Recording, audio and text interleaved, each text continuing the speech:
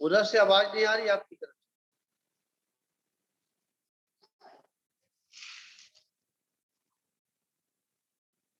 ये उधर से भी आवाज चालू है।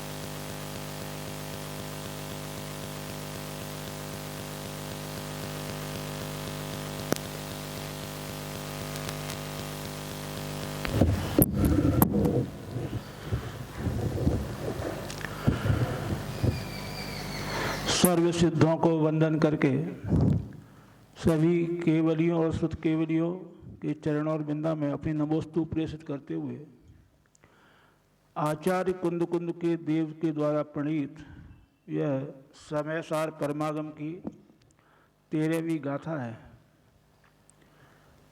और इस 13वीं गाथा में आचार्य देव भूतार्थ नय से जाने हुए जीवादि नवतत्वों के सिद्धांत को सम्यक्त कहते हैं। टीकाकार आचार्य अमृतचंद देव ने उस आत्मज्योति को जो कि नव तत्वों में छिपी हुई है उसको अपनी टीका के माध्यम से और कलश के माध्यम से दिखाया था। आगे उसी आत्मज्योति को कहते हैं कि वह आत्मज्योति नए प्रमाण नए निक्षेपादि से भी अत्यंत भिन्न है ना। और जैसे नवतत्वों में एक जीव का ही जानना भूतार्थ कहा है उसी प्रकार एकत्व रूप से प्रकाशमान आत्मा के अधिगम के उपायभूत प्रमाण नय निश्चय निक्षेप भी निश्चय से अभूतार्थ है। उनमें भी यह एक आत्मा ही भूतार्थ है। अर्थात जैसे नव तत्वों में एक आत्मा ही भूतार्थ है ऐसे उसी प्रकार प्रमाण नय निक्षेप में भी एक आत्मा ही भूतार्थ जानना अर्थात भूतार्थ नय के द्वारा प्रमाण नय निक्षेप को भी अभूतार्थ ही समझना चाहिए। अब आचार्य देव को इन्हीं वचनों की व्याख्या यहाँ पर होगी। यद्यपि ये 13वीं ही गाथा है तो 13वीं गाथा में पहले के भाग में नवतत्वों में छिपी हुई आत्मज्योति और अब दूसरे भाग में नए निश्चय प्रमाण में भी भूतार्थ नय से एक आत्मज्योति को ही मुख्य करना, इस बात को यहाँ पर आचार्य देव कहेंगे। तो अपन सभी आज इस व्याख्या में इसी विषय को सुनेंगे। जूम एप्लीकेशन के माध्यम से जो भी श्रोता इस कक्षा से जुड़े हैं और जिनके पास समय सार स्पष्टीकरण ग्रंथ उपलब्ध है वे सभी पृष्ठ संख्या 186-87 निकाल लेंगे अपनी चर्चा यहीं से प्रारंभ होगी। 84-85 निकालेंगे पहले, 85 के नीचे से शुरू होगा, तो यहाँ से अपनी व्याख्या प्रारंभ होगी। ठीक है, चलिए व्याख्या प्रारंभ करते हैं और अपन सभी अपने उपयोग को एकाग्र चित्त करके व्याख्यान को सुनेंगे।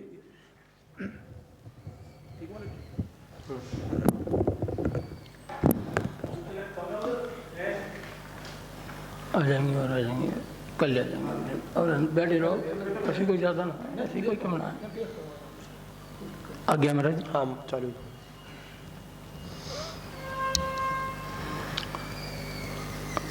कलिकाल के सर्वज्ञ आचार्य भगवान कुंद स्वामी द्वारा रचित ये समयसार ग्रंथ, उसकी 13वीं गाथा है। ये ऐसी गाथा है जिसके बीच में भी अमृतचंद स्वामी ने कलश लिखा और बाद में भी टीका लिखी। मैंने टीका के बीच में कलश लिखा है। तो इस कलश से पहले जो है 7 तत्वों में व्याप्त आत्मा को दिखाया। इस चेतना को 7 तत्वों में व्याप्त देखो और शुद्धनय से दिखेगी। एक भाग में तो ये कहा, दूसरे में ये प्रमाण नए निक्षेप जो कि उपाय हैं, इस चेतना को देखने के उपाय नए प्रमाण निक्षेप हैं। तो इस दूसरे भाग में इन नए प्रमाण निक्षेपों में भी आत्मा व्याप्त है, उसी को देखना है। माने जो ज्ञान प्रमाण नए और निक्षेप रूप है, वही ज्ञान स्वयं में चैतन्य स्वरूप है। माने जो उपयोग लक्षण है, वही उपयोग लक्षण नए प्रमाण नए निक्षेप स्वरूप है। ऐसा नहीं है कि इस आत्मा को देखने के लिए नए प्रमाण नामक कोई दूसरा ज्ञान हो और जिस चेतना को देखना है वो कोई दूसरे ज्ञान स्वरूप हो। ऐसा नहीं महाराज जी। माने ये ही उपाय तत्व है और ये ही उपेय तत्व है। हाँ, स्वयं के द्वारा स्वयं को ही जानना है। समझ आ रही है नहीं? देखो, 8वें कलश के पश्चात टीकाकार आचार्य देव पुनः 13वीं गाथा पर टीका लिखते हैं। जैसे नवतत्वों में एक जीव का ही जानना भूतार्थ कहा है, उसी प्रकार प्रमाण नए निक्षेपों में भी एक आत्मा अर्थात एक ज्ञान ही है। ज्ञान और आत्मा दोनों एक हैं और संपूर्ण समयसार में ज्ञान मात्र आत्मा माने ज्ञान को मुख्य करके ही और इसे संपूर्ण आत्मा कह करके ही ये कथन किया है। ऐसा जानना भूतार्थ है, परंतु आत्मज्ञान के उपाय होने पर भी प्रमाण नए निक्षेप अभूतार्थ हैं। कहीं हम ऐसी भी गलती ना कर बैठे कि जो जानने के जो साधन है उसको साध्य समझ बैठे। हाँ, साध्य और साधन में भेद ना समझ लें। यहाँ पर भी आचार्य की बड़ी दूरदृष्टि है। मानते हैं कि आपको ये जाने के लिए मार्ग बता दिया, कहीं आप ये ना कर बैठे इस मार्ग को ही आप अगर अपनी मंजिल बना बैठे तो ये भी गड़बड़ हो जाएगी। मार्ग को पर चलने वाले ये 2 पैर हैं, लेकिन ये 2 पैर भी शरीर से भिन्न नहीं है। परिशिष्टि में इस बात को स्पष्ट किया है, जिसका खुलासा पहले भी हो जाए तो भी लाभकारी है कि ऐसा मत समझना कि ये आत्मा में एक ज्ञानी गुण है। जैसा एक ज्ञान गुण है ऐसे अनंत गुण हैं आत्मा में। और सर्वगुण अपने अपने स्वरूप से अपने लक्षण रूप हैं और सर्वगुणों की अपनी अपनी परिणतियां हैं प्रत्येक समय सदा काल। फिर भी ये ज्ञान गुण जो है इन सब गुणों में एक विशेष प्रकार का है, असाधारण। सही है। इसीलिए इस ज्ञान गुण को प्रधान करके माने इसमें सर्व गुण वो भी करते हैं।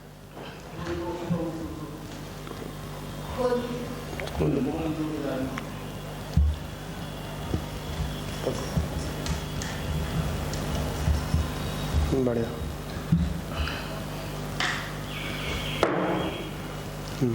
माने इस ज्ञान गुण में सर्व गुण समाहित हो जाते हैं।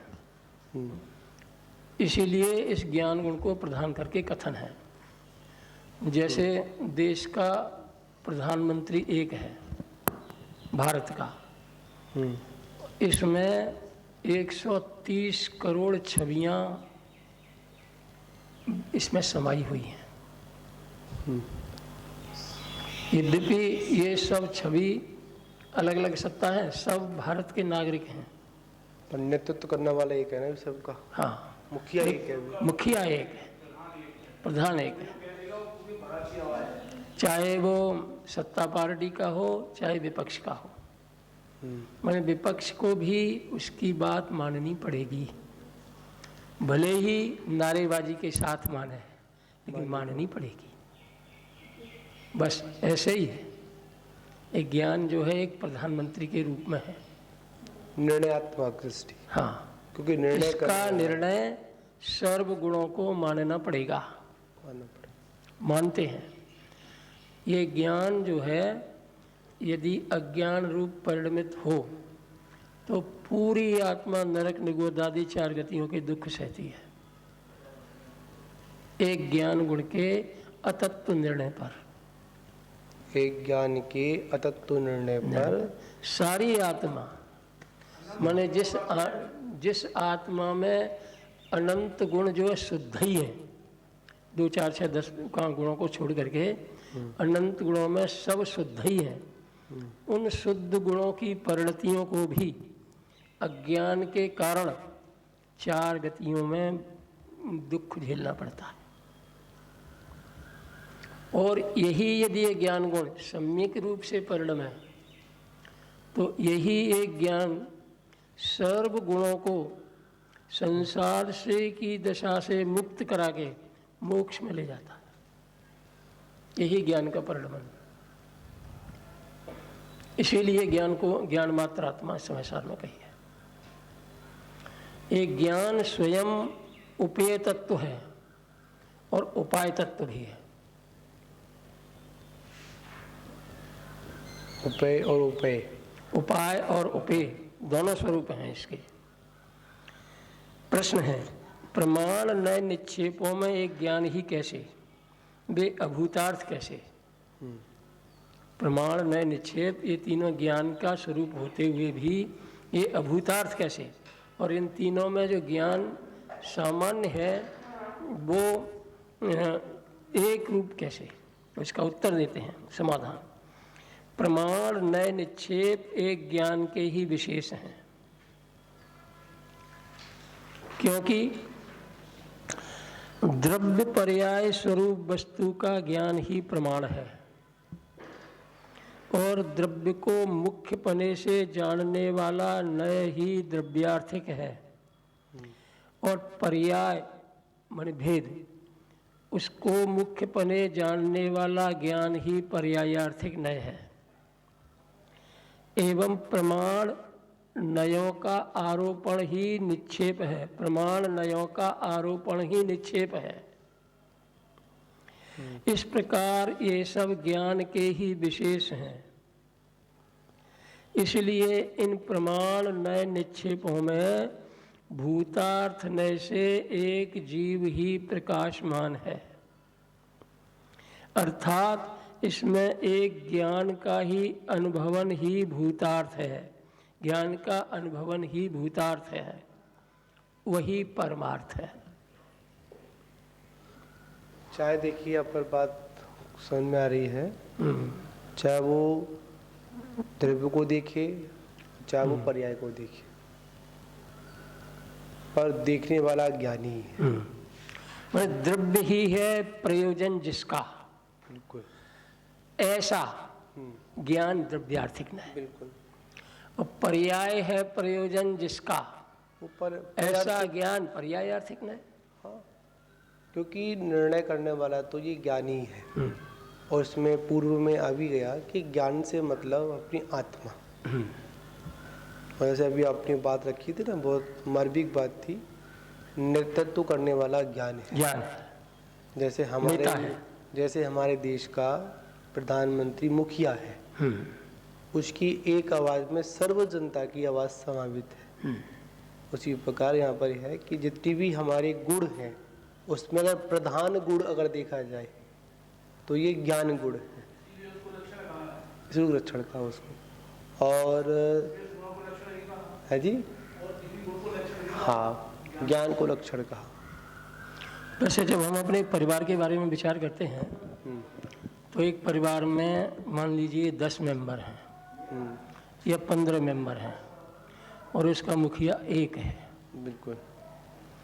तो वो मुखिया जो एक है, वो जितने मेंबर हैं वो सब उसकी बात मानते हैं, तब परिवार एक सूत्र में रहता है। बिल्कुल, है ना। माने बच्चों को बच्चों की तरह से, बुजुर्ग और बेटों को बेटों की तरह से, पत्नी को पत्नी की तरह से, बहुओं को बहुओं की तरह से, जिस तरीके से ख्याल रखना चाहिए, यदि वो उसी तरह से ख्याल रखता है सबका, तो वो परिवार कभी भी छिन्न भिन्न नहीं होगा। सही है। और यदि वो परिवार, यदि वो मुखिया जो है किसी एक का पक्ष ले ले, पक्षपात करे, तो फिर उस परिवार में दरार पड़े बिना रहेगी नहीं, है ना। बस ये जो है मुखिया जो है, एक परिवार का मुखिया जो है, एक ज्ञान की तरह से है। देखिए यहाँ पर बड़ी महत्वपूर्ण बात है, ज्ञान की दृष्टि में सब कुछ आ रहा है। अगर उसको वो ज्ञान को ज्ञान के रूप में अगर स्वीकार करे तो कहीं पर कैसी भी कोई बाधा नहीं है। जिम्मेदारी होती है, जैसे परिवार के मुखिया की बहुत बड़ी जिम्मेदारी है कि कौन सी बहुएं आती हैं ना, वो तो दूसरे घर से आती हैं, अलग अलग परिवार की होती हैं, और उनको अपने परिवार में शामिल करना ये कोई कम जिम्मेदारी की बात नहीं है। बहुत बड़ी जिम्मेदारी वाली बात है, बहुत बड़ी जिम्मेदारी वाली बात। हाँ, मान लीजिए 4 बेटा हैं और 4 बहुएं आई, 4 परिवार से आई हैं, चारों पढ़ी लिखी हैं, चारों अपने बाप की लाडली हैं। अब वो इस परिवार में एक सूत्र में कैसे रहें। एक बहू लेके आई दहेज ज्यादा, एक लेके आई कम, और एक गरीब परिवार की, और एक ऐसे परिवार की जिसको पैसे दे करके शादी करनी और पड़ी उल्टी। अब उसे बहुएं तो आकर के ये देखेंगे कि मैं तो इतना वो लेकर के आई, तो मेरी ये स्टेटस परिवार में होनी चाहिए। दूसरी कहेगी कि मैं इतना लेकर के आई, मेरी स्टेटस इस परिवार में ऐसी होनी चाहिए। तो जो पैसे दे करके जिस ब्याह किया है छोटे वाले का, उस बहू की तो आवाज़ फिर कोई सुनेगा ही नहीं, क्योंकि वो तो ले करके छोड़ो, उसको तो उसने तो और दिवाया है तब आई है। अब उस घरवाले की मुखिया की जिम्मेदारी है कि उन चारों बहुओं को एक सूत्र में कैसे रखे। अगर वो बहू के रूप में देखेगा तो रख लेगा, और जहाँ उसके संज्ञान में ही आया कि ये ऐसी ये ऐसी ऐसी, हाँ, तो वो सेटिंग बनेगी नहीं। और महाराज जी, ये 4 परिवारों से आई है ना, चारों परिवार प्रेशर डाल सकते हैं ये कि मैंने ज़्यादा दिया है, मेरी बहू को ज़्यादा फैसिलिटी होनी चाहिए, मेरी बेटी को। तो चारों अपने अपने तरीके से बात रखेंगे, लेकिन ये उसे तय करना है कि ये चारों मेरे घर में एक समान एक सूत्र में किस तरीके से रह सकती हैं। सबको खुश करना ये उसकी जिम्मेदारी है और ये उसकी कला है ना। हाँ, ये उसकी कला है कि वो कैसे रखे। जिस बहू के लिए उसने पैसा दिया था सबसे छोटी को, वो सबसे बड़ी जो दहेज लाई है उसके समान वो कैसे व्यवहार में आए, कैसे चलन में आए, ये जिम्मेदारी उस परिवार के मुखिया की है। इसलिए उसको मुखिया कहा। इसलिए उसको मुखिया कहा। और ये उसके पास ये कला है। ऐसे ही इस ज्ञान को एक मुखिया के रूप में कहा। ज्ञान में ये कलाएं हैं कि वो भेद विज्ञान करे तो श्रद्धा के लिए किस तरह से करे, ज्ञान भेद ज्ञान सम्यक ज्ञान के लिए कैसे करे, और ज्ञान सम्यक चारित्र के लिए कैसे भेद विज्ञान करे, असंयम को हटाने के लिए कैसे भेद विज्ञान करे, संयम ग्रहण हो जाए तब कैसे भेद विज्ञान करे, सकल चारित्र हो जाए तब कैसे भेद ज्ञान करे। ये इस ज्ञान की जिम्मेदारी है और हर दशा में वो ज्ञानी बना रहे, ये भी उसकी जिम्मेदारी है। चतुर्थ गुण स्थान में असंयम होने के बावजूद भी वो ज्ञानी बना रहा है, ये जिम्मेदारी उसके ज्ञान की है कि वो किस तरह से भेद ज्ञान करे कि निरंतर आगे के समयों में वो असंयम घटता ही चला जाए। ये उसकी जिम्मेदारी है। असंयम एक अनंतानुबंधी के बाद प्रत्याख्यान कषाय आती है। प्रत्याख्यान कषाय का रूप उदय है, वो भी कषाय है। उसमें भी 13 भेद पढ़ते हैं। क्रोध मान माया लोभ हास रति अति भय आदि के 13 भेद पढ़ते हैं। प्रत्येक कषाय में 13 भेद पढ़ते हैं।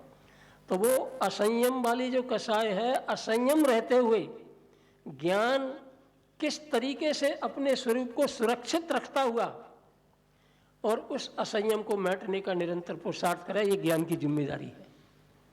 और सम्यक ज्ञानी के ज्ञान में वो कला है, इसीलिए निरंतर उस असंयम पर कड़ी दृष्टि रखते हुए, असंयम को स्वरूप में शामिल ना करते हुए उसे घटाता हुआ चलता है। ये भी एक काम है। और घटता कब है कि ज्ञान ज्ञान में ही लीन हो, ज्ञान ज्ञान में ही समर्पित हो, तब ये असंयम मिटेगा और कोई दूसरा उपाय नहीं है। इसलिए भले ही वो अंतराल के बाद, काफी अंतराल के बाद अपनी कम शक्ति से भी, कम शक्ति के बावजूद भी ज्ञान स्वभाव को समर्पित होता है और अंतरंग में निरंतर भेद ज्ञान चलता है। सम्यक दर्शन और सम्यक ज्ञान का बल होता है तो असंयम भी छूटता चला जाता है।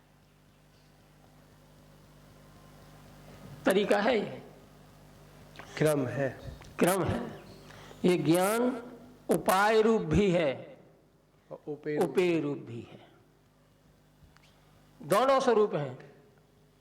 ये परिशिष्टि में अमृतचंद स्वामी ने ये लिखा है।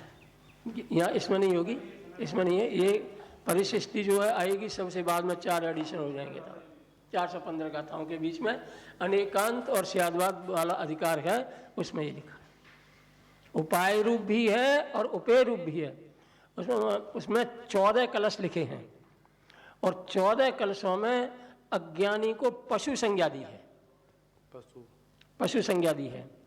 और ये दिखाया है कि ये ज्ञान उस अज्ञानी को ज्ञान भाव से, माने पशु प्रवृत्ति से कैसे बचाता हुआ आगे चलता है।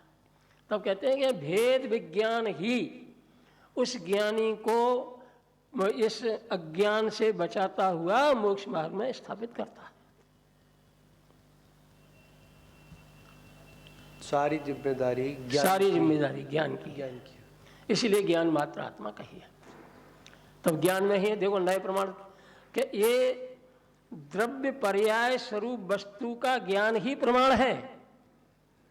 माने पूरे आत्मा को जानना है, ऐसा नहीं कि किसी एक अंश को जानने से हमारी सिद्धि हो जाएगी। पूरी आत्मा को जानना है। तो पूरी आत्मा एक ही समय में ज्ञान में आ जाए, अंश अंश करके ज्ञान में आए, परंतु आना चाहिए पूरी आत्मा ज्ञान में। तब अंश अंश से ग्राह्य जो वस्तु है वो एक काल में पूरी एक ज्ञान के द्वारा ग्राह्य हो जाए तो उस ज्ञान को प्रमाण ज्ञान कहते हैं। और अंश अंश जानने रूप जो ज्ञान है उसको नए ज्ञान कहते हैं। और ऐसी वस्तु की व्यवस्था है कि द्रव्य पर्यायात्मक वस्तु है, अनंत गुणों वाली वस्तु है। इसीलिए द्रव्य को मुख्यपने जानने वाला नय, ये द्रव्यार्थिक नय है, और पर्याय को मुख्यपने जानने वाला जो नय है वो पर्यायार्थिक नय है। एवं प्रमाण नयों का आरोपण ही निक्षेप है। प्रमाण नय निक्षेप, उसमें तत्वार सूत्र में भी एक 6वां सूत्र आता है, प्रमाण नैयधिगम। और मुझे आचार्य का नाम याद नहीं है, उन्होंने इसी सूत्र पर शायद 110 या 170, संख्या भी मुझे याद नहीं है, सूत्र लिखे हैं। और उन्हीं सूत्रों पर एक अध्यात्म न्यायदीप का एक बड़ा ग्रंथ बन गया है। अध्यात्म न्यायदीप का है? हाँ है, वो सूत्रों का इसी प्रमाण, ये 6वां जो सूत्र है, प्रमाण नैयधिगम, प्रमाण और नय से आत्मा का अधिगम करो, माने ज्ञान करो। शायद मेरे ख्याल में 110 सूत्र हैं। और मुनिवीर सागर जी महाराज ने उसको अध्यात्म न्यायदीपिका से उन सूत्रों का ही विस्तार करके इतनी मोटी पुस्तक बनाई है। सोलापुर से प्रकाशित है। सोलापुर से प्रकाशित, महाराष्ट्र की है। हाँ। मैंने पुस्तक कोल्हापुर में देखी थी, मुझे मिली थी, आचार्य ने दी थी मेरे को। हाँ, इतनी मोटी पुस्तक इससे ज्यादा हो सकती है। नहीं, इतनी बड़ी है, थोड़ा हो सकता है साइज छोटा कम होगा, और संख्या पन्नों की शायद इतनी मोटी तो नहीं, थोड़ा हल्का सा कम है। हाँ? हल्का सा कम है शायद, हो सकता है हल्का सा कम हो। शायद मेरे पास नीचे रखी है। न्यायदीप का है, उस पर अध्यात्म न्यायदीप का रेड रंग का कवर, उसका कुछ हाँ, व्हाइट yes. कॉम्बिनेशन कुछ ऐसा कुछ है उसका। लाल रंग का कवर है, अध्यात्म न्यायदीप का। और शायद उसमें 110 सूत्र ही है, और उसी का विस्तार है वो पूरा। हमने अपनी स्वाध्याय में यहाँ पहले चलाई थी, बहुत पहले हुए होंगे 8-10 साल पहले चलाई थी। तो वो पूरी की पूरी ये उसमें महाराज जी ने चार्ट भी दिए हैं, चार्ट भी दिए हैं। और पूरा ये लिखा है कि ये 6वां सूत्र जो है, प्रमाण नैयधिगम, प्रमाण और नय से इस आत्मा का अधिगम करो, उसी का विस्तार है। देखिए, जब तक हमको न्याय और प्रमाण का ज्ञान नहीं होगा, जब तक समय सार में हमारे जीवन में न्याय और प्रमाण का ज्ञान नहीं है, जब तक हम किसी वस्तु का निर्णय कर ही नहीं सकते हैं, नहीं कर सकते। इसलिए आचार्यों ने द्रव्यान युग की प्रवेशिका का भी वर्णन किया। जो द्रव्यान युग पढ़ना है तो उससे पहले जो प्रवेशिका है, जो नए शास्त्र है, उनका भी अध्ययन आवश्यक है। जैसे आलाप पद्धति है, उसका भी अध्ययन आवश्यक है। नए चक्र है, क्योंकि हम किसी वस्तु को तभी पूर्ण रूप से जान सकते हैं जब हमारे पास में न्याय शास्त्र की जानकारी है, तभी सत्य पर जान सकते हैं, तभी आप सत्य को जान पाएंगे, वरना नहीं जान। अन्यथा आप कितना भी प्रयास करना कि हम जान लें, पर वो जानना नहीं होगा। वो स्थिति ऐसी बनी रहेगी, विषम स्थिति बनी रहेगी कि मैंने इसको जाना है या नहीं जाना है, अनेक बातें उसमें आ सकती हैं। तो यहाँ पर सबसे पहले हमको जानना है, द्रव्यान युग को जानना है। जैसे कर्णान युग को अपन प्रारंभ करते हैं, जब हमने कर्म कांड पढ़ा था उस समय, यही फिरोजाबाद में पढ़ा था, अंजू बहन जी ने हमको पढ़ाया था उस समय, अच्छा अध्ययन हुआ था। तो 2 ग्रंथों की पढ़ाई हुई थी, एक कर्म कांड और एक वो क्या बोलते हैं आलाप पद्धति। आलाप पद्धति के 93 सूत्र बड़े महत्वपूर्ण हैं स्टार्टिंग, उसके बाद डिटेल उसकी है, हमने नहीं पढ़ी है, हमने उसको पढ़ा। उसमें 93 कुछ सूत्र ऐसे हैं, 90-93 कुछ सूत्र ऐसे हैं कि और वो सूत्र मेरे को याद भी हो गए थे, उस समय मैंने याद किए थे और कर्म कांड भी पढ़ाया था उन्होंने। तो उन्होंने एक बात कही थी, कर्म कांड को पढ़ने से पहले कर्म कांड की प्रवेशिका भी पढ़ लो आप।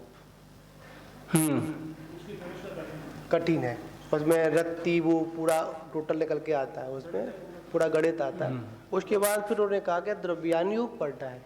तो द्रव्यान योग की प्रवेशिका में जो न्याय शास्त्र हैं, जब तक आपको न्याय शास्त्र का ज्ञान नहीं है तो आप इस द्रव्यान योग को समझ ही नहीं सकते हैं।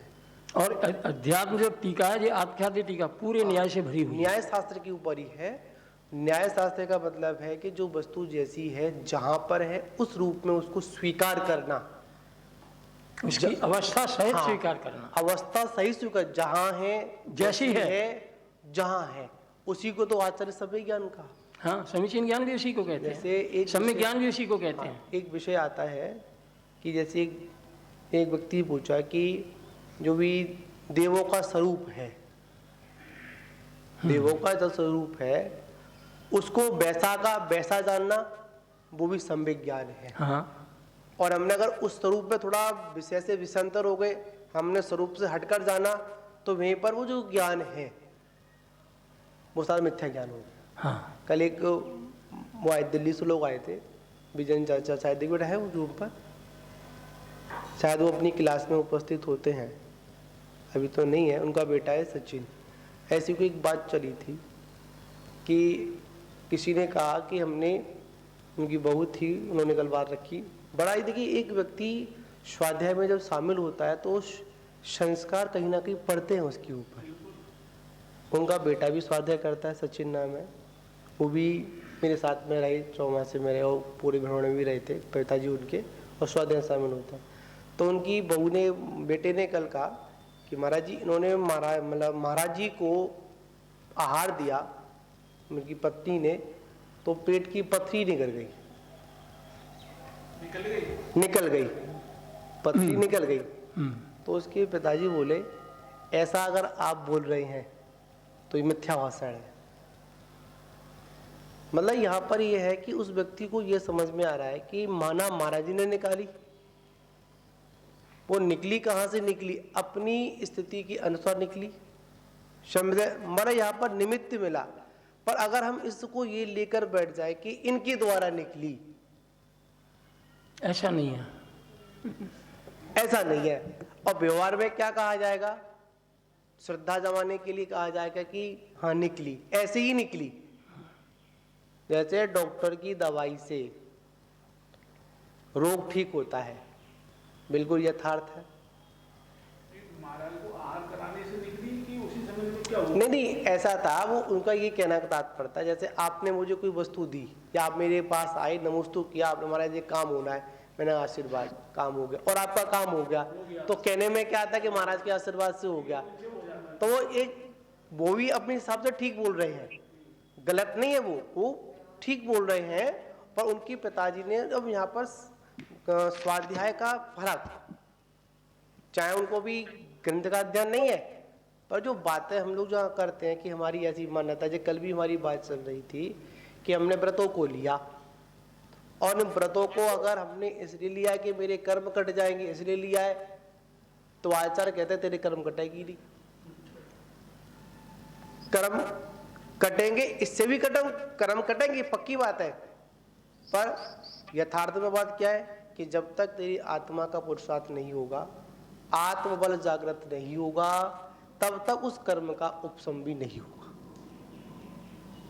आत्मा का बल, इसी से ये कर्म का उपशम, कर्म इसी से हारेगा, बिल्कुल हारेगा। कर्म जो है, कल जो बात कही थी ना कि उपादान की शक्ति, माने अपनी शक्ति, उपादान की शक्ति माने अपने ज्ञान का अपने स्वरूप में ही समर्पित हो जाना, ये शक्ति ये कर्म को हराने वाली है। बिल्कुल। हाँ, कहते हैं।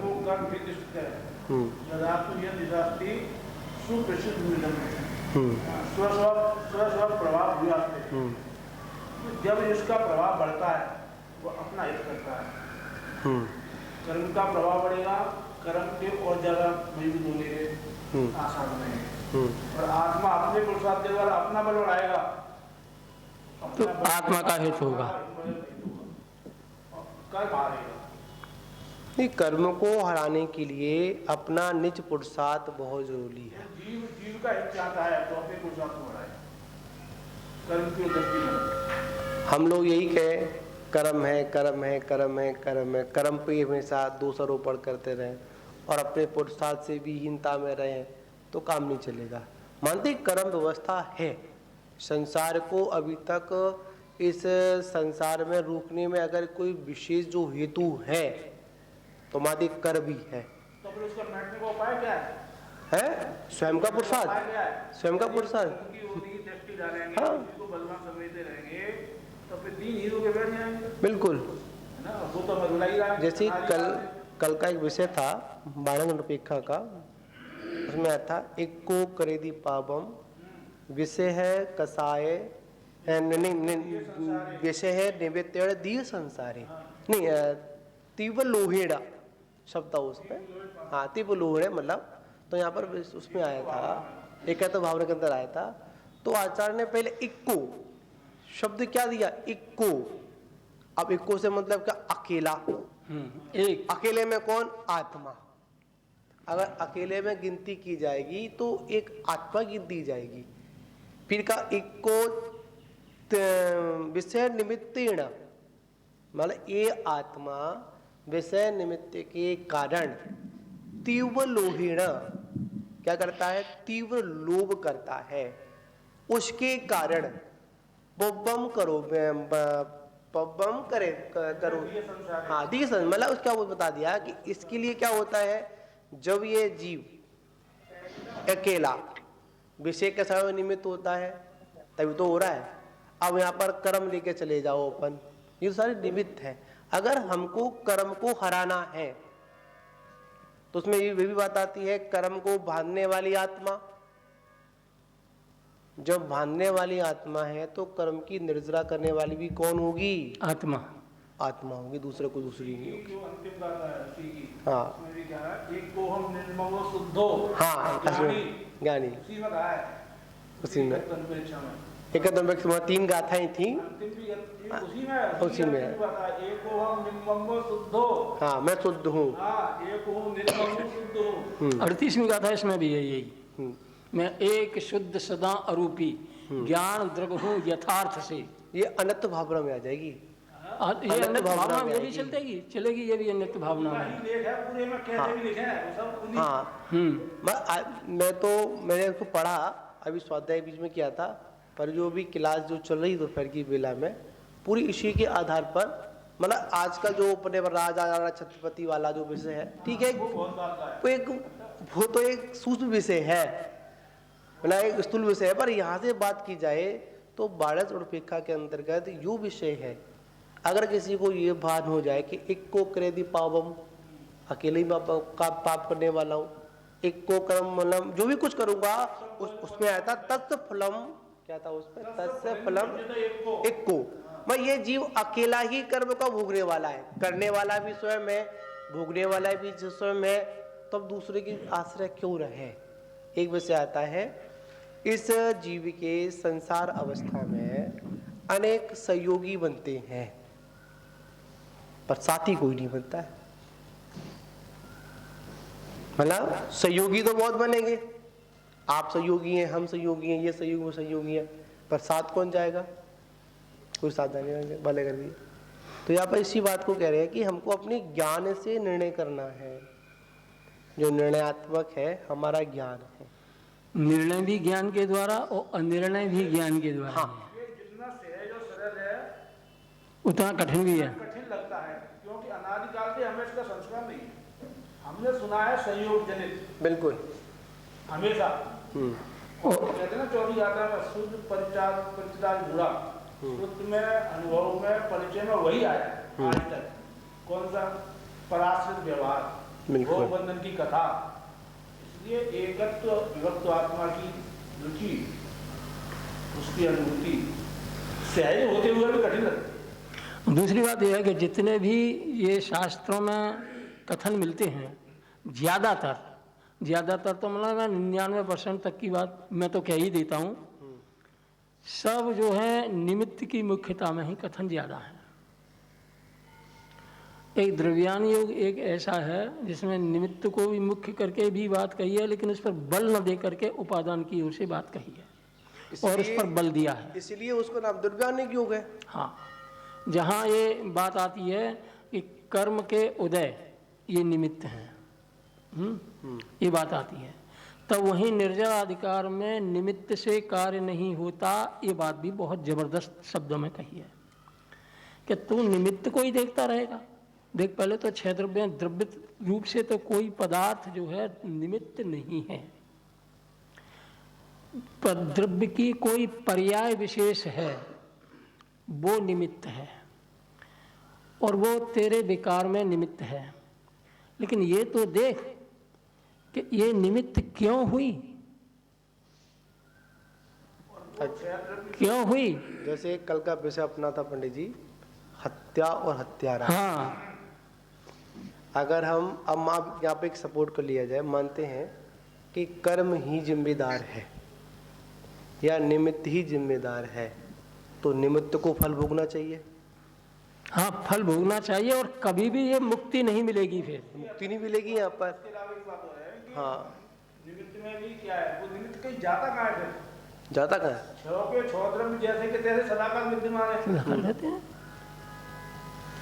निमित्त कोई गति में, स्थिति में, परिणमन में जो जहाँ जैसा निमित्त है वो होता है। बुद्धगल भी जीव के साथ में जैसा है बताया, कार्बन बढ़ा पर निमित्त माने तो दो का तो भरा हुआ है, पूरा दो ठकाने भरा हुआ है। बिल्कुल, निमित्त कौन सा जीव उनसे तो दुखी होता है? निमित्त तो हर जगह है। देखिए, बात यहाँ पर एक समझने वाली और है, जैसे आज के भौतिकता के युग में मॉल चले, मॉल चलते हैं, मॉल जो बड़े बड़े मार्केट होते हैं, वो हर तरह का सामान उपलब्ध है। घूम कर निकल आओ, कोई बाधा नहीं। कितने निमित्त है, कितनी और वस्तु हमको आकर्षित कर रही हैं। अगर ज्ञान दशा है, निकल आओ, देख लो, कोई दिक्कत नहीं। जिनको खरीदना नहीं है, जिनको कोई लेना देना नहीं है, मार्केट में घूमते निकल आते हैं। लाता कौन है उसको? जो लेने के भाव से जाता, अज्ञान भाव से लेने जाता है वो। कभी वस्तु ने नहीं कहा कि आप मुझे अपने घर लेके चलो। निमित्त ने कभी कहा कि जी मुझे पुस्तक ये पढ़े, निमित्त के पढ़ो। उसने मुझसे कहा क्या? नहीं कहा। हमारे तो ज्ञान भाव पैदा हुआ तो पढ़े इसको अपन। विषयों ने कभी नहीं कहा कि आप मुझे ग्रहण करिए। ये गाथाएं जॉइंट गाथा 15-20 घट्टी समयसार के सर्वसिद्धि ज्ञान अधिकार के बाहर, हाँ। उसके बाद में है कि आकाश नहीं कहता, धर्म द्रव्य नहीं कहता, अधम द्रव्य नहीं कहता, शब्द नहीं कहता, रस नहीं कहता, रूप नहीं कहता कि तुम मुझे चखो, शब्द नहीं कहता तुम मुझे सुनो। ये सभी ये पांचों इंद्रियों के जो विषय है ना, और छह द्रव्यों के जो निमित्त नैमित्तिक संबंध है, उसकी तरफ इशारा करके ये जॉइंट गाथाएं, शायद मेरे ख्याल में 15 या 20 गाथाएं, वो वहाँ सब गाथाओं में कहते हैं कि शास्त्र नहीं कहता तुम हमें पढ़ो, लेकिन तेरे अंदर यदि भाव है तो ये निमित्त है। बिल्कुल, शास्त्र नहीं कहता। अगर हमारे कार्य रूप परिणमन करने के भाव हैं तो ये निमित्त कार्य हैं, अन्यथा ये तब इन पर आरोप आता है। तो आरोप आता है। आरोप, यही लिखा है ना, प्रमाण नयों का आरोपण ही निक्षेप है, तब ये इन पर आरोप आता है। उस पर लाएगा ही नहीं। क्या चीज? उससे पहले तो आरोप आएगा ही नहीं। नहीं आएगा, नहीं आएगा। एक विष है, एक व्यक्ति क्रोध के काल में खा ले, किसके? क्रोध में, हाँ, द्वेष में खा दे, खिला दे, और एक कोई ज्ञानी वैद्य उसी विष को और क्या अपनी विद्या के द्वारा किसी को खिला दे, विष तो विष है। तो जीवन बचा ले। सही है। वो ज्ञान के परिणाम में है कि विष के परिणाम में है? ज्ञान के परिणाम में है। विष तो वही था। ये वाली बात बहुत है, पर कुछ लोगों के समझ में भी नहीं आती है, पर थोड़ा उसको विषय से विषयांतर वो लोग हो जाते हैं। यहाँ पर एक जूम खोलेंगे, एक विषय यहाँ पर और आता है, सभी लोग उपस्थित हैं, समझने वाली बात है। इसमें हम सभी को समझना है कि मानते हैं हमने पाप किया, पुण्य किया, कुछ भी कार्य किया या किसी भी निमित्त से हुआ, पर करने वाला कौन था? स्वयं। क्या होगा? क्या बोल रहे? बेटी की? अच्छा, ठीक है ना, दिल्ली से खबर भी देखते हैं, ठीक है ना। तो यहाँ पर जिम्मेदार कौन है? स्वयं है ना। स्वयं। अब बंदूक से किसी को मारा, बंदूक जेल नहीं गई, न कोई धारा लगे उस ना पर, कोई धारा लगे उस पे, ना कोई सजा हो उसको, वो जैसी थी वैसी है, पर अंदर सजा किसने भुगती? जिसने बंदूक चलाई। तो चलाई। बंदूक से डाकुओं को भगा दे, हाँ, पुरस्कार प्राप्त होगा, प्राप्त हुआ। पुरस्कार मिलेगा। वो ज्ञान और अज्ञान व्यवस्था को लगाना पड़ेगा अपने को, बस। बंदूक से वो बदमाशों को भगा दे, पड़ोसी के आए हुए बदमाशों को भगा दे फायर करके, तो पुरस्कार होगा, है ना। तो यहाँ पर बहुत सारी चीजें हैं, अगर हम ज्ञान रूप में समझें। पर क्या होता है कि आपने को सही कहा कि अभी हमारे अंदर अभी पूर्व के संस्कार ऐसे हैं, जिन संस्कारों के कारण हम जानते हुए भी उस वस्तु का यथार्थ निर्णय नहीं कर पाते, स्वीकार भी नहीं कर पाते। उसमें सारी स्थिति मोहजन्य स्थिति। ये बात आचार्य प्रबोधन जानते थे, ये चौथी गाथा में बैठ के सवाल के याद में सुनना। हाँ, अब थोड़ी इसकी चर्चा हाँ, कि ये नया प्रमाण है क्या, जो कि उपाय रूप में है और इस आत्मा को जानने में ये मदद करते हैं। तो इनका स्वरूप क्या है? नए प्रमाण के रूप में ही ये ज्ञान है। तो ये ज्ञान कैसा है? प्रमाण नए निक्षेप, ब्रैकेट में दिया है 2 नंबर पे। गे और वचन के भेद से अनेक रूप होते हैं। गे और वचन के भेद से अनेक रूप होते हैं। गे भी बहुत है और वचन भी बहुत वचन भी बहुत है,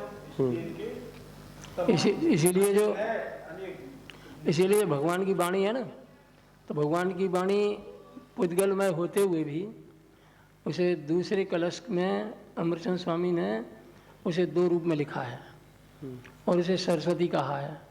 ज्ञान रूप है और वचन रूप है। भगवान की वाणी उसको कहते हैं कि सरस्वती है, ज्ञान रूप है और वचन रूप है। तो वही कहेगा कि ये ज्ञान रूप कैसे हो जाएगी, ये तो वचन रूप है, तो ज्ञान रूप कैसे हो जाएगी?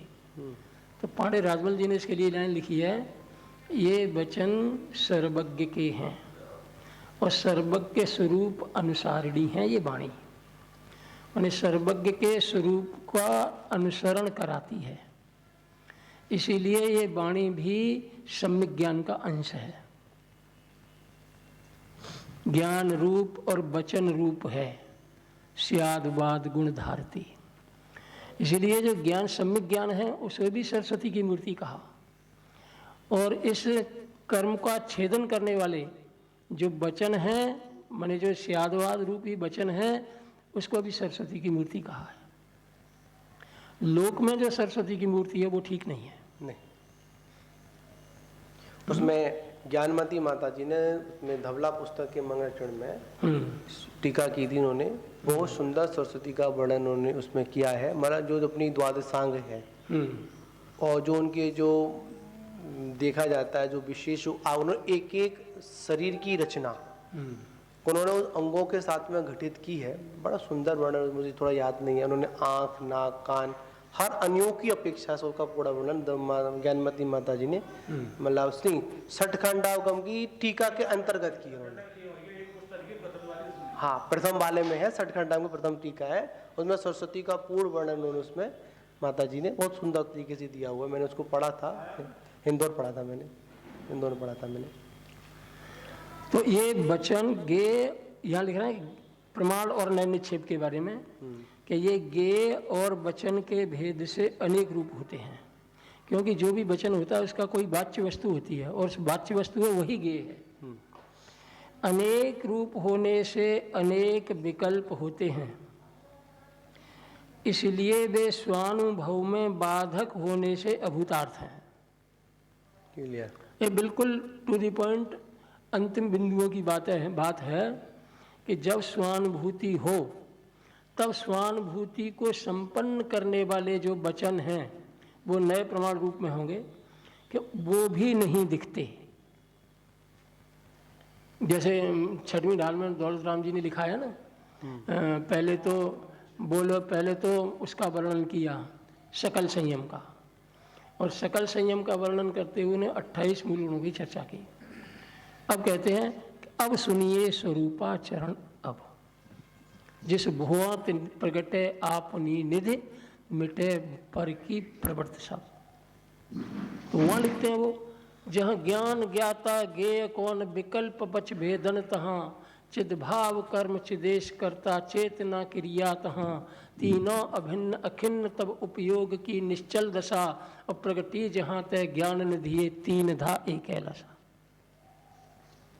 ये वास्तव में ऊंची ही बात है, ऊंची बात है, ऊंची बात माने ये उत्कृष्टता की बात है। उत्कृष्टता की बात है, और बल्कि ये अष्टम गुण स्थान से और ऊपर 8वें गुण स्थान और ऊपर की बात है। ये तो देखा जाए पंडित जी, यथार्थ में जब तक कसायों का अभाव नहीं है तब तो ये अवस्था बनेगी नहीं। एक कसायों का अभाव और एक कसायों को अभाव करने वाले ज्ञान का सद्भाव, श्रद्धान और ज्ञान। जब ज्ञान में हमें ऐसा ज्ञान निर्णय हो कि हमें कसायों का अभाव करना है, प्राप्त करना है तो हाँ, कसायों को अभाव भी करना है, अभाव भी करना है, और जितनी भी उसमें परिस्थितियां आएंगी उन सबको झेलना है। संघर्ष भी करना है। देखो मोदी ने निर्णय लिए, कई निर्णय लिए, नोटबंदी का निर्णय लिया, उसे मालूम थी कि इसकी मार जो है पब्लिक पर पड़ेगी, लेकिन उसने हाँ भला की गई कही उरेगी, जितने उसने निर्णय किए उन सारे के सारे के विरोध हुए। वो जानता था और अब भी जानता है कि जितने निर्णय लिए गए हैं ये सब, इसमें से अधिकतर लोग जो है, ज़्यादातर कुछ लोग ऐसे हैं जो विरोध करेंगे, लेकिन कालांतर में जब इसका जो प्रभाव दिखेगा, परिणाम आएगा, तब कहेंगे कि किसी राजा ने ये किया था। इसीलिए इस स्थिति को प्राप्त करने के लिए जहाँ जो है प्रमाण, नए प्रमाण निश्चित और विकल्प इनके भी भेद ना रहे, अद्वैत ही हो जाए, द्वैत से अद्वैत हो जाए, माने द्रव्य हूँ या पर्याय हूँ ऐसा विकल्प ना हो करके वास्तव में द्रव्य पर्याय का भेद वस्तु में नहीं है, और ऐसी अभेद वस्तु ही अनुभव में आ जाए, उसका नाम अद्वैत है ना। तो उस दशा को प्राप्त करने के लिए नीचे की जितनी भी दशाएं उससे पूर्व की, वे सब स्वीकार करनी पड़ेंगी। किन किन दशाओं में कैसी कैसी दशाएं होगी, वे सब उसे स्वीकार करनी पड़ेगी। और उनको दृष्टि रखनी पड़ेगी। हाँ, एक ज्ञानी की भी महाव्रतों पर कड़ी दृष्टि होती है, और एक अज्ञानी कोई महाव्रत ले ले तो उसकी भी उस पर कड़ी दृष्टि होती है। एक बात आचार्य महाराज बताते हैं कि एक ज्ञानी है और एक ज्ञानी है। अज्ञान दशा में जो महाव्रत लिए गए उसको वो निर्विचार पालन करता है, कड़ी दृष्टि रख करके, और कोई दोष ना लग जाए। ठीक, उसकी दृष्टि हमेशा उन महाव्रतों पर रहती है, आत्मा पे नहीं होती है। हाँ, ठीक है।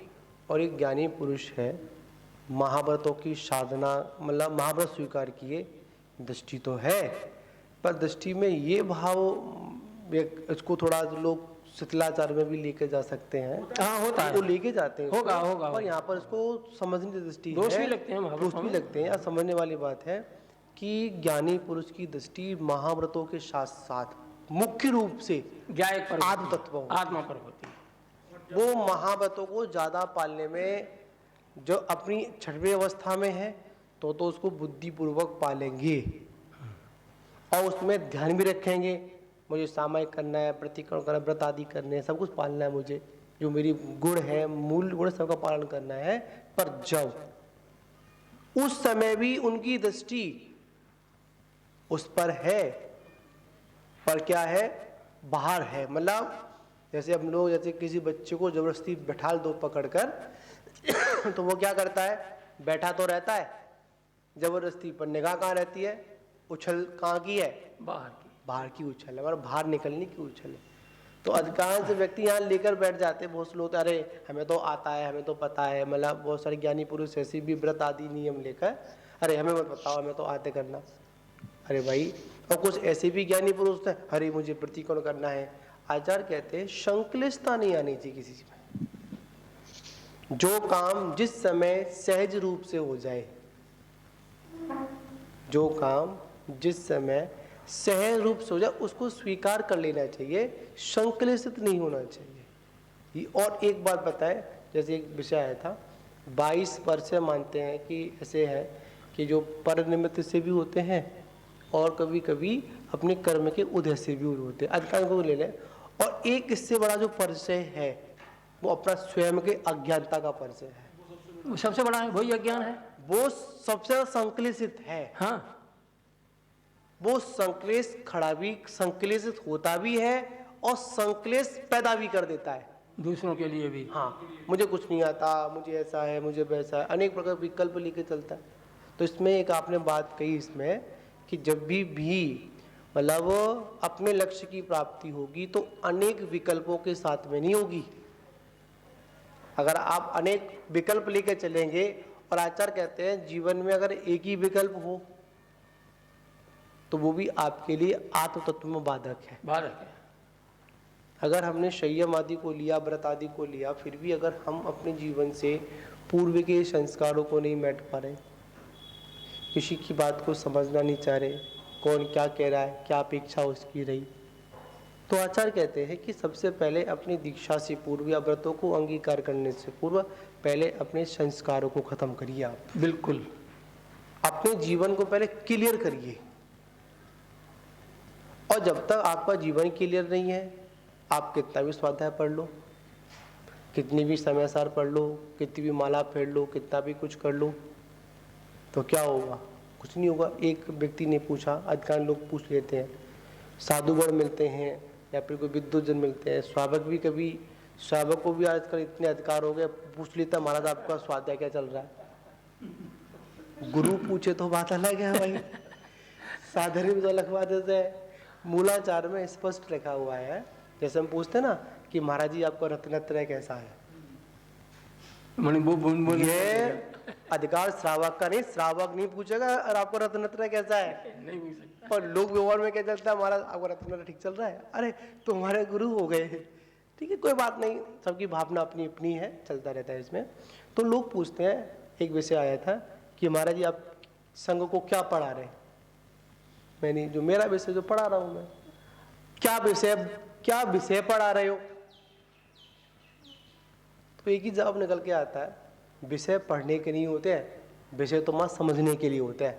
आप विषय को समझ गए तो आप समझ गए, और पढ़ लिए वो रख दिए। नहीं हो रहा। आजकल व्यक्ति शब्दों की डिग्रियों को इतना लेना चाह रहा है, तो मुझे कभी कि ये जो प्रश्न होते हैं ना, तो कभी ऐसा लगता है कि बेतुके प्रश्न है, इनका मैं जवाब क्या दूं मैं इनका मैं। पर जैसे अब लोग पूछ रहे रत्नत्रय क्या चल रहा है, अरे हमारा गुरु हमसे पूछेगा रत्नत्रय बाद, और जो रत्नत्रयधारी है ही नहीं, जो रत्नत्रय की एबीसीडी जानता ही नहीं है, और वो आके पूछे हमारा रत्नत्रय ठीक चला है आपका, तो एक आचार्य यहाँ कहते हैं छोटा, मतलब जिसे कौन मुहावरा है कि छोटा मुंह बड़ी बात वाले वक्त होंगे। इसलिए जो हमारी स्थिति है उस स्थिति के अनुसार हम निकल चले तो अच्छा लगता है। तो यहाँ पर विषय है कि विकल्प नहीं आने चाहिए, क्योंकि कहा जाता है आकुलता ही दुख का कारण है और निराकुलता ही सुख का कारण है। सुखरूप है, लक्षण है, सुखी है वो। तो यहाँ पर यही है कि हमको अपने जीवन को अगर आनंद में करना है तो निराकुलता के साथ में जिए। जब जहां देखो पुरुषार्थ करने में कमी ना छोड़े, पुरुषार्थ तो करना है, अब उसमें दृष्टि में लेकर, पर एक महत्वपूर्ण बात है कि पुरुषार्थ के साथ साथ लक्ष्य में क्या रखें, सहजता रखें। एक बड़ा शब्द मुझे सटीक लगता है, सहज रहो। और एक शब्द फिर सुनने को बोला कि सहज में भी सहज रहो, जोड़ दिया गया है यहाँ पर। तो यहाँ पर यही है कि विकल्प खत्म करिए। मानते हैं कि आचार्य ने कहा कि मानते 363 मत तो गिनती बता दी गई, पर आचार्य ने एक बात, जितने वचन जितने मन उतने ने। आप बताओ किसके विस्तार लेके चलोगे। ये तो मुख्यता में 363 मुख्य मतों की स्थापना, मतों की मत मन बुद्धि, जितने भांति भांति प्रकार के लोग, तो भांति भांति प्रकार के लोगों के अनुसार लोगों की विचार शैली, अलग अलग तरीके के अलग अलग विचार वाले होंगे। मतलब एक बात है, एक कोई चौराहे पर एक पोस्टर लगा हो, एक विषय भी आता है, एक वो मृतक मतलब एक स्त्री पड़ी हुई है नदी के किनारे, सभी की दृष्टि क्या एक सी है क्या? सभी अपनी दृष्टि के उसको देख रहे हैं और उसमें विकल्प चल रहा है। और महत्वपूर्ण उसमें क्या है, अगर इन सारे विकल्पों को हटाते हुए अगर एक को देखा जाए तो वस्तु स्वरूप का ज्ञान हो जाएगा। तो अब ये अवस्था भी अब लगा, पंडित जी यहाँ लगा ले अपन, अगर वस्तु अवस्था का पूर्णतः निर्णय होगा तो पूर्ण अवस्था भी होनी चाहिए जैसी अवस्था आचार्यों ने बताई है। और जिस चीज की जो अवस्था है, हाँ, उस अवस्था में उस अवस्था संबंधी तो विकल्प होंगे। नीचे की अवस्था संबंधी विकल्पों से मुक्त होगा। बिल्कुल बिल्कुल। और आगे की जो विशुद्धि है उसके संकल्प और विकल्प से युक्त होगा। बिल्कुल। जैसे एक बात यहाँ आती हुई उदाहरण समझ में आया, जैसे कोई छोटा सा बालक आला लगाकर सफेद कोट पहनकर और बैठ जाए, लोग डॉक्टर तो कहेंगे डॉक्टर साहब आ गए, पर हंसी का पात्र बनेगा वो, है ना। पर अगर वही बच्चा उस अवस्था में, जिस अवस्था में अभी है, लक्ष्य बना के चले कि मुझे डॉक्टर बनना है, संकल्प कर ले कि मुझे ये बनना है, तो हंसी का पात्र नहीं बनेगा और विकल्प भी खड़े नहीं होंगे। हाँ ठीक है ना, संकल्प कर ले तो उस संकल्प के श्रेणी में आगे आगे अपने उत्तरोत्तर उसकी जो गति होगी उस तरह भी होगी, उधर होगी, और वहां पर हंसी का पात्र नहीं बनेगा। जब पूर्ण डिग्री मिल जाएगी, अवस्था मिल जाएगी, तो बैठकर सारे काम, तब उसको वो शोभा देंगे। तो शोभा, तो ये लगा हुआ जो आला लगा हुआ है शोभा देगा, तो शोभा देगा। तो यहाँ पर यही बात है, ज्ञान की पूर्णता के लिए सबसे पहले आज एक बात और आती है कि विषय था कि कर्म का जो कहते हैं हमारा क्षयोपशम कम है, मुझे मुक्तार जी की पुस्तक है भाग 1 कर्तव्य व्यक्तित्व वाली, उसमें मुझे पढ़ने को मिला। तब तो मुझे पूरा सेंटेंस तो नहीं याद है, पर कुछ भाव याद है, मुझे याद है कि हमारे कर्म का भी क्षयोपशम तब होगा जब आत्म विशुद्धि होगी, उससे पहले नहीं। आत्मा अगर कलुषित है, आत्मा में कषाय के परिणाम है तो अज्ञान अवस्था है, तो आत्मा के परिणाम ही। अगर वहां पर आत्मा के अंदर कषाय के परिणाम है, अगर कलुषितता है और हम कहें कि हम ऐसा चीज को प्राप्त कर ले, आप 3 काल में प्राप्त ही नहीं कर पाएंगे, वो क्षयोपशम आपका हो ही नहीं पाएगा। विकल्प दशा अगर अंदर चल रही है तो कोई प्राप्त होगी नहीं यहाँ पर। तो यहाँ पर यही है कि अनेक प्रकार के जो विकल्प हैं उनको भी छोड़ना है। हम अगर लेके चलेंगे तो वो भी अपने तत्व तक नहीं पहुंच सकते हैं। ऐसा यहाँ पर अपन भावार्थ ले लेंगे यहाँ पर। अध्यात्म ग्रंथों में मुख्यतः समय सार जैसे में जो तत्वों की या द्रव्यों की जो व्यवस्था दिखाई और आगम ग्रंथों में जो व्यवस्था दिखाई, उनमें समानता होते हुए भी कुछ अंशों में असमानता है। आगम ग्रंथ जो हैं वस्तु स्वरूप को बिल्कुल एज इट इज दिखाते हैं जैसा है। अध्यात्म ग्रंथ उसमें से अनुभव निकाल करके अनुभव गोचर परिणामों से अपने अज्ञान को दूर करता हुआ आगे बढ़ता है। अब दोनों का ज्ञान अत्यंत आवश्यक है। अध्यात्म के बिना, आगम के बिना अध्यात्म, कटी पतंग उड़ती है वैसा है। आगम के बिना अध्यात्म, बिल्कुल सही बात है। कटी पतंग, डोरी नहीं उसकी, कटी पतंग दिशा नहीं कहाँ गिरेगी वो। हाँ सही है। सिर के ऊपर भी वो मड़ रहा है पतंग, कटी हुई पतंग, तो अभी कहाँ गिरेगी इसका पता नहीं। और यदि पतंग की डोर हाथ में है तो 2 किलोमीटर ऊंची भी है तो भी कोई दिक्कत नहीं, अपने हाथ में आएगी। ऐसे ही आगम के ज्ञान सहित जो अध्यात्म है वो बिल्कुल हाथ में डोरी की पतंग के समान है। बिल्कुल। यदि वो ऊंची बात करता है तो भी पतंग उसे, मतलब पतंग की डोरी माने उसे अपनी स्थिति का आकलन है कि मैं कहाँ हूँ और कैसा हूँ। और अध्यात्म के बिना जो आगम का ज्ञान है, अध्यात्म के बिना वो पंख रहित पक्षी के समान है। पंख रहित पक्षी के समान। वो उड़ नहीं सकता। वो उड़ने की कोशिश भी करे तो उड़ नहीं सकता, क्योंकि उसके पंख कट गए हैं। तो जिसके पंख कट गए हैं, माने जिसके ज्ञान में अध्यात्म का रस नहीं है और आगम का ज्ञान है, तो वो फिर वो कर्म नहीं काट सकता, उड़ान नहीं भर सकता। इसीलिए आगम और अध्यात्म का ज्ञान जरूरी है। आगम वस्तु स्थिति को क्लियर बताता है कि ये व्यवस्था है, देख ले, और अध्यात्म अनुभव के गोचर से निर्णय करता है, निर्णय करता है, निर्णय करता है, बल प्रदान करता है। क्योंकि जिस कर्म की हम बात करते हैं आगम के अनुसार, वो कर्म हमें दिखता नहीं। 8 कर्मों में से कोई कर्म नहीं दिखता, परंतु अनुभव आगम अध्यात्म के अनुसार, अध्यात्म माने ज्ञान में, उसका असर अनुभव में आता है। जैसे मिथ्यात्व नाम का कर्म का उदय है, हमें नहीं दिख रहा कैसा है, न वे बरगड़ाएं दिख रही, न मैं कारवान शरीर दिख रहा हो, ना मैं असंयम दिख रहा हो, और ना ये कोई मिथ्यात्व का कर्म, कोई कर्म नहीं दिख रहा। लेकिन आचार्य कहते हैं कि देख तेरे ज्ञान में क्या क्या अनुभव आता है, उससे तू अंदाजा लगा कि तू जो है मिथ्या दृष्टि है या सम्यक दृष्टि है। तुझे शरीर आदि पर पदार्थ अपने जान पड़ते हैं या भिन्न जान पड़ते हैं। तेरे अनुभव में ये राग आदि, ये द्रव्य कर्म, नो कर्म, भाव कर्म तुझसे तेरे ज्ञान में भिन्न ज्ञात होते हैं या एक में ज्ञात होते हैं। यदि एक में ज्ञात होते हैं तो तू निर्णय कर, तू मिथ्या दृष्टि है। ये ही कर्म का उदय है। माने तेरे को पर पदार्थों में, शरीर आदि में एकत्व बुद्धि है, तो ये एकत्व बुद्धि का उदय तेरा मिथ्यात्व है।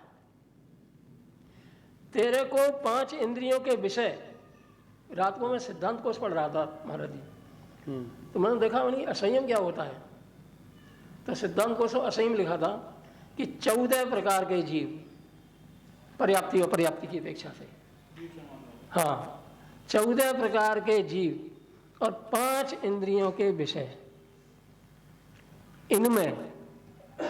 इनमें से तेरे हटाव का भाव नहीं है तो समझ कि तेरे असंयम का उदय है, और वो तेरे ज्ञान गोचर है। असंयम नाम का जो कर्म है वो तेरे ज्ञान गोचर नहीं है, उसे तू हटा नहीं पाएगा। लेकिन तू विचार कर कि 14 प्रकार के जीवों की दया तेरे के अंदर है या नहीं है, आता है या नहीं आता। 5 इंद्रियों के विषय रूप जो पदार्थ हैं उनमें त्याग बुद्धि है या अत्याग बुद्धि है। यदि अत्याग बुद्धि है तो समझ लेना तेरे अंदर ये असंयम है, ये हमें दिखेगा। अत्याग बुद्धि दिखेगी, क्योंकि हम जानते हैं कि परिग्रह जो है पाप है, हम जानते हैं। जानते चतुर्थ गुणस्थानवर्ती भी जानता है कि परिग्रह पाप है, लेकिन उसकी बुद्धि हटी नहीं है उससे, तो वो भी विचार करता है कि आज एक मकान है, दूसरा और बना लूं। यद्यपि ये जानता है कि मेरी आयु इतनी है और मैं अकेला ही इस आयु के काल तक इस देह में हूं, अकेला आया अकेला जाऊंगा, पुण्य पाप सबका फल अकेला भुगतूंगा। ज्ञानी है इसीलिए जानता है, परंतु उसकी अभी इन परिग्रह रूपी जो पाप है उससे उसकी अभी दृष्टि ऐसी नहीं हटी है। भिन्नता तो ज्ञात हुई है, लेकिन उससे भी राग नहीं टूटा है, वो असंयम का उदय है। इसीलिए असंयम के बारे में समय साध की गाथा कहती है कि तेरे अंदर जो पदार्थों के प्रति अत्याग भाव है, ये अनुभव गोचर है, ये है असंयम का उदय। तेरे उपयोग में जो कलुषता है, इसका नाम कषाय है, ये तेरे अनुभव गोचर है। तू राग द्वेष को कषाय कहता है, ये तो चारित्र मोहनी कर्म के उदय से होने वाला चारित्र गुण का विकार है। ये तो जब हो जाते हैं तब ज्ञात में आते हैं, लेकिन तेरे अंदर जो उपयोग की कलुषता है उसको तू निरंतर देख रहा है, तो उस कलुषता को मैट साम्य भाव से, इसलिए कलुषता ही ये तेरे चारित्र मोहनी कर्म का उदय है। भाव वो अपना है, वो ज्ञात में आता है। इसीलिए जिसको हम करणान युग के जो सूक्ष्म तथ्य हैं उनकी जानकारी हमें ना हो या हो जाए, ये सारे की जानकारी होना ही जरूरी नहीं है, क्योंकि श्रुति ज्ञान की इतनी ताकत नहीं है। लेकिन अपने सूक्ष्म भूल के परिणाम को, अपने सूक्ष्म अज्ञान को भी एक ज्ञान जान लेता है, हमारा वर्तमान ज्ञान जान लेता है, हमारा वर्तमान ज्ञान जान लेता ज्ञान जान लेता है। है। इसीलिए इस ज्ञान में ही जहाँ अज्ञान पनपता है वहाँ सारे के सारे कर्म उस अज्ञान में ही पनपते हैं। तो इसका सबसे बड़ा प्रमाण ये हमारा कि जब कभी अपना अपराध करते हैं, क्या कसाई के कारण चाहे लोगों के कारण कोई अपराध करने वाले किसी चुरा दें, मार दें, तो कहीं ना कहीं अपराध बोध होता है, बोध होता है। होता है ना। इसी ये इस बात का प्रमाण है। देखिए, अपराधी अपराध करते हुए भी जान रहा है कि जो मैं कर रहा हूँ वो अपराध है, दंडनीय है, फिर भी कर रहा है, वो अपनी आत्मा के आवाज को दबाता है, दबाता है। मतलब जो अपना एक क्रिया बाद में होती है, अंतरात्मा की आवाज को दबाता है। अंतर में देखेंगे, वो अगर किसी से डिसीजन लिया जाए कि आप ऐसा क्यों कर रहे हैं, या खुद ही पूछे ऐसा मैं जो कर रहा हूँ जो सही है, नीति का कार्य है। और उसमें भी जो मंद कसाई जी है ना, वो अपने अपराध को स्वीकार जल्दी कर लेते हैं और उसका प्रायश्चित आदि दंड विधान जो भी है, जैसी दंड हो, सरकार का हो, राज्य व्यवस्था का हो, गुरुओं का हो, जैसी भी हो, उसके द्वारा अपना वो साफ बिगड़ देता है अपराध। और जिनके तीव्र कसाय का उदय है वो नहीं करते, वो स्वीकार ही नहीं करते, अपराध को अपराध मानते भी नहीं और अपराध को अपराध करते। तीव्र कसाय वाला व्यक्ति, तीव्र कसाय वाला व्यक्ति ऐसा होता है, वो अपने को हमेशा सर्वश्रेष्ठ समझता है। मैंने कोई अपराध किया ही नहीं है। पर एक चीज और है, अपराध ऐसी व्यवस्था है कि वो अपने संज्ञान में नहीं आती, वैसे तो आती है। व्यवहार देखिए, किसी ने गलती की हो तो कहा जाता है गलती बताने वाला दूसरा ही होता है। नहीं, बताने वाला हो या नहीं हो, हाँ। वो अपने अनुभव में तुरंत आती है, उसी समय आती है, पर मानता नहीं है ना वो। अपराध करते समय पहली बार जब अपराध करे कोई व्यक्ति तो उसके हाथ भी कपते हैं, कपते हैं, पता है गलत है, कपता है, निर्णय भी नहीं ले पाता, करूँ कि नहीं करूँ। दूसरा तो गलती तब बताता है जब हो जाती है। हो जाएगी तब। कल क्या उदाहरण था ना, बिल्कुल बिल्कुल, वो थोड़ा विषय वो चल रहा था उसमें। आप जो कह रहे हैं हत्या और हत्यारा, हाँ। विषय यह हत्या बाद में हुई, हत्यारा तो पहले ही था। मतलब हमने राग द्वेष आदि को अपन मानते हैं, पर सबसे पहले जो हमारा अज्ञानता का जो भाव है, जो अज्ञान भाव है, वही हमारे लिए ज्ञान उसको रोकता भी है, अंतरात्मा रोकती है। पर कभी कभी कसाई की प्रबंधन इतनी हो जाती है तो ज्ञान के निर्णय को भी बदल। ज्ञानी को भी, जैसे अविरत वाले ज्ञानी को जो असंयम का उदय है वो यही है, इसी का नाम है, इसको उदय की बलवत्ता कहते हैं, उदय की बलवत्ता कहते हैं इसको ही। इसको उदय की बलवत्ता कहा है। और स्वयं की कमजोरी, स्वयं की कमजोरी, उसकी स्वयं की कमजोरी, कर्म की बरजोरी। अपना बल बढ़ाओ। सही है। एक होता है रोग, उस रोग को मिटाने के लिए एक होती है दवा, एक होता है परहेज, एक होती है खुराक, एक होती है प्रतिरोधक क्षमता जो आजकल चल रही है, इम्यूनिटी बढ़ाओ। जिसकी वो स्ट्रांग होगी पहले तो रोग ही नहीं होगा। तुम्हारा चीज रोग मिट भी जाए, फिर भी रोग मिट गया, फिर कहते हैं तू परहेज और खुराक, और रोग की दवा नहीं चाहिए तुझे, परहेज और खुराक चाहिए। और खुराक परहेज इसीलिए कि दोबारा रोग आक्रमण नहीं करे, और खुराक इसलिए कि तेरा रोग, तेरी कमजोरी जो है छूट जाए।